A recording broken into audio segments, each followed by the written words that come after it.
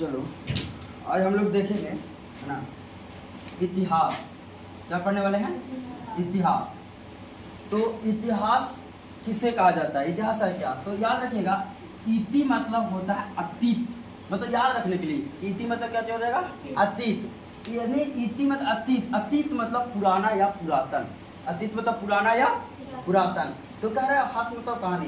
तो याद रखेंगे अतीत में गुजरे हुए महत्वपूर्ण घटनाएं का संग्रह क्या कहलाता है? इतिहास। याद होगा, अतीत में गुजरे हुए महत्वपूर्ण घटनाओं का संग्रह क्या कहलाता है? इतिहास कहलाता है। इतना याद होगा, अतीत में गुजरे हुए महत्वपूर्ण घटनाओं का संग्रह क्या कहलाता है? इतिहास कहलाता है।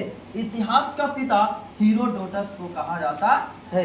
याद हो गया यहाँ तक? इतिहास का पिता हीरोडोटस। इतिहास का पिता किसको कहेंगे? हीरोडोटस को।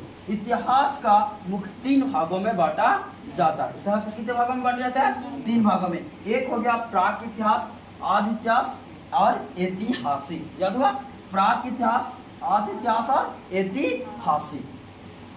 प्राक इतिहास वैसे इतिहास जिसका कोई लिखित प्रमाण हो, है ना, उसका कोई लिखित प्रमाण हो, लेकिन ऐसा नहीं कि हो, ज्यादा रहेगा कि ना हो, है ना। प्राक इतिहास में क्या हो? ना हो। कई जगह पे मिलता है हो, लेकिन ज्यादातर चांसेस है कि इसमें ना हो ही होगा। तो याद रखेंगे प्राक इतिहास वैसे इतिहास जिसमें कोई लिखित प्रमाण ना हो, है ना। अगर आदि इतिहास तो वैसे इतिहास जिसका लिखित प्रमाण हो लेकिन पढ़ा नहीं जा सकता। आध मतलब आधा, ऐसे याद रखें। आध मतलब आधा, मतलब लिखल है लेकिन हम लोग पढ़ नहीं सकते हैं। किस इतिहास में? आदि इतिहास में। और किस इतिहास में लिखा हुआ भी नहीं मिलता है पूरा अच्छा से, है ना? प्राक इतिहास में। किस में? प्राक इतिहास में। लिखा हुआ किस में मिलता है? आदि इतिहास में। और किस में नहीं लिखा हुआ मिलता है? प्राक इतिहास में। इतिहास का पिता हीरोडोटस। इतिहास का पिता हीरोडोटस। इतिहास किसको कहते हैं? तो अतीत में गुजरे हुए महत्वपूर्ण घटनाओं का संग्रह क्या कहलाता है? इतिहास कहलाता है। इतिहास को मुख्य कितने भाग में बांटते हैं? 3 इतिहास में, प्राक इतिहास, आदि इतिहास और ऐतिहासिक। प्राक इतिहास वैसे इतिहास जिसका कुछ लिखित प्रमाण ना हो। आदि इतिहास वैसे इतिहास जिसका कुछ लिखित प्रमाण हो लेकिन पढ़ा नहीं जा सकता। जैसे कई स्वास्तिक का प्रतीक वगैरह देखिएगा तो आप हड़प्पा सभ्यता सबसे आया था, तो अगे अगला क्लास में हम लोग पढ़ेंगे, लेकिन अभी हम लोग वहाँ नहीं जाना है। जैसे इस तरह का सिंबल दे दिया और इससे कुछ पढ़ने के लिए घटनाएं दिया करता, तो ये समझ से बाहर था, तो अभी हम लोग समझ नहीं पाते हैं। आगे ऐतिहासिक वैसी घटना जिसका लिखित प्रमाण मिलता हो और उसे पढ़ा जा सकता है। यहाँ लिखा गया है वैसे इतिहास जिसका कोई लिखित प्रमाण हो और उसे पढ़ा जा सकता है। वैसे इतिहास जिसका कुछ लिखित प्रमाण हो, है ना, क्या हो? लिखित प्रमाण हो, उसे क्या किया जा सकता है? पढ़ा जा सकता है। तो जिसको पढ़ा जा सकता है उसको क्या कहेंगे? ऐतिहासिक। जिसको पढ़ा जा सकता है उसको क्या कहेंगे? ऐतिहासिक। और जिसको नहीं पढ़ा जा सकता है ना, उसको क्या कहेंगे? आदि इतिहास। लेकिन लिखा हुआ है। और जिसको ना लिखल भी नहीं है अच्छा से, तो उसको क्या कहेंगे? प्राक इतिहास। अब कह रहा है ऐतिहासिक। तो ऐतिहासिक को 4 भागों में बांटा गया है। ऐतिहासिक को कितने भागों में बांटा गया? 4 भागों में। एक प्राचीन इतिहास, मध्य इतिहास, आधुनिक इतिहास, विश्व इतिहास। प्राचीन मतलब होता है पुराना, और जिसमें 2000 ईसा पूर्व पहले के बारे में पढ़ना है। कितना 1000 ईसा पूर्व के बारे में? 2000 ईसा पूर्व से पहले। ईसा पूर्व में तो समझता है, मतलब पुराना समय पुराना। ईसवी जब यहाँ से स्टार्ट हुआ था, ईसवी 1 होकर पीछे जाएंगे। जैसे हम लोग मैथ में पढ़ते हैं जीरो, तो जीरो के 1 होता है प्लस में 1, प्लस में 2, प्लस में 3, ऐसे जाता है अनंत, है ना। एक माइनस में 1, माइनस में 2, ऐसे होता है ना। तो यहाँ 0 स्टार्ट हुआ तो 0 से 1 हुआ होगा, तो नहीं 0 से 1 नहीं होकर माइनस में जाना, पीछे जाना। कितना साल?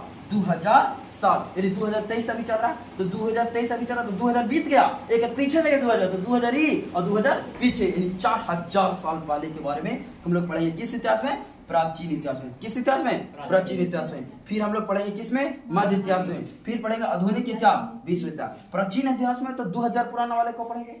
मध्य इतिहास में मुगल के बारे में पढ़ेंगे। मध्य इतिहास में किसको पढ़ेंगे? मुगल के बारे में। आधुनिक इतिहास में अंग्रेज के बारे में पढ़ेंगे, जो भारत में अंग्रेज कैसे आया, कैसे रहा, कैसे राज किया, उसके बारे में पढ़ेंगे, है ना। और विश्व इतिहास में जर्मनी का एकीकरण, इटली के एकीकरण, गैरिबाल्डी क्या किया, मेजनी का क्या, कौन कब्र क्या किया, है ना, इस सब की घटनाएं के बारे में हम लोग क्या करेंगे? किस इतिहास में पढ़ेंगे? विश्व इतिहास में पढ़ेंगे। अब चलते हैं कि इतिहास के बारे में हम लोग पढ़ाई करते हैं प्राक इतिहास। कौन इतिहास? तो प्राक इतिहास क्या होता है? प्राक इतिहास में हम लोग मिलता है, ऐसा साक्ष्य मिलता है, कोई लिखा हुआ प्रमाण नहीं है। कह रहा है पत्थर का औजार हुआ करता था। टीचर पूछेगा कि किस इतिहास में या किस समय पत्थर के औजार हुआ करते थे, तो प्राक इतिहास समय। किस समय? प्राक इतिहास के समय। और आगे देखते हैं, तो और कह रहा है पाषाण काल। क्वेश्चन पूछेगा कि प्राक इतिहास को कौन काल कहा जाता है? पाषाण काल। कौन काल? पाषाण काल, मतलब पत्थर वाला काल। कौन सा काल? पत्थर काल। पाषाण काल किसको कहते हैं? प्राक इतिहास को। किस इतिहास को पाषाण काल कहा जाता है? प्राक इतिहास को। प्राक इतिहास को क्या कहा जाता है? पाषाण काल। प्राक इतिहास को क्या कहा जाता है? पाषाण काल। प्राक इतिहास को पाषाण काल। प्राक इतिहास पाषाण काल जो होगा, पाषाण काल में मनुष्य हुआ करता था, है ना, वो मुख्य रूप से होता था, है ना, बस खाना, खाली खाना है और जीना। जैसे आज जानवर खाली खाते हैं और क्या करते हैं? जीते हैं। उसी तरह से पहले मनुष्य हुआ करते थे, सिर्फ खाली खाना खाना है और क्या करना है? जीना है। इसलिए मनुष्य को आदि मानव कहा जाता था। क्या कहते थे? आदि मानव कहते थे। बस उन लोग को शिकार करना है और उसको से काट करना है, खाना है। इसी पाषाण काल में लोग आग जलाना सीखे थे। क्या सीखे थे? आग जलाना सीखे थे। याद करना होगा, है ना। किससे पूछेगा कि किस इतिहास में, किस काल में आग जलाना सीखे थे? तो किस काल में आग जलाना सीखे थे? पाषाण काल में। किस काल में आग जलाना सीखे थे? पाषाण काल में, है ना। पाषाण काल में आग जलाना सीखे थे, है ना। और मध्य काल में क्या हुआ था कि जब लोग मरते थे, है ना, मध्य काल में, तो उससे जला दिया जाता था या दफना दिया जाता था, मतलब ऐसे किया जाता था, है ना। किस काल में? मध्य काल में, है ना। इसकी भी कहानी हम लोग पढ़ेंगे मध्य काल में, है ना।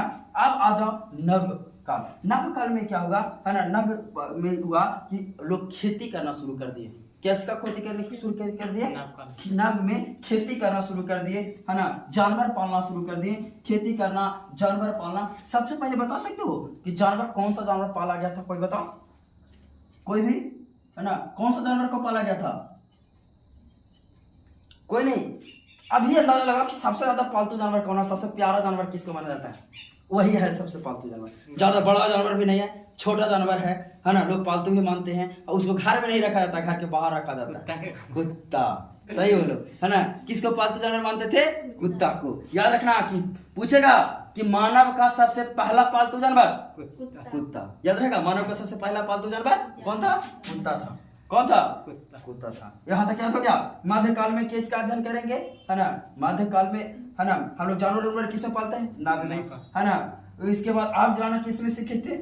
पूरा पाषाण काल में, है ना।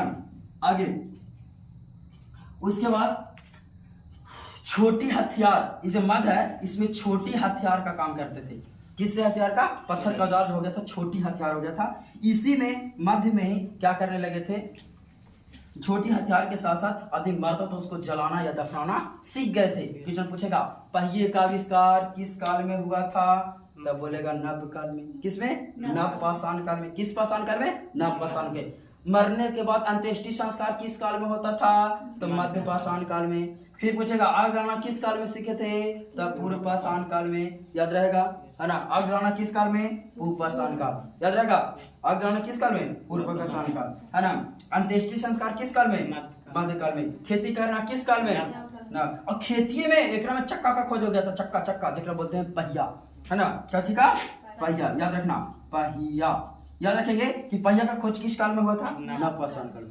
पहिया का खोज नव पाषाण काल में। याद रखा, पहिया का खोज किस काल में? नव पाषाण में। और उत्तर काल, याद रखना, है ना, इसमें तांबा का खोज हुआ था। उसमें किसमें? तांबा का खोज किस काल में? उत्तर पाषाण काल। याद हो गया, किस काल में? उत्तर पाषाण काल में। फिर मिलते हैं अगले दिन एक नई वीडियो के साथ।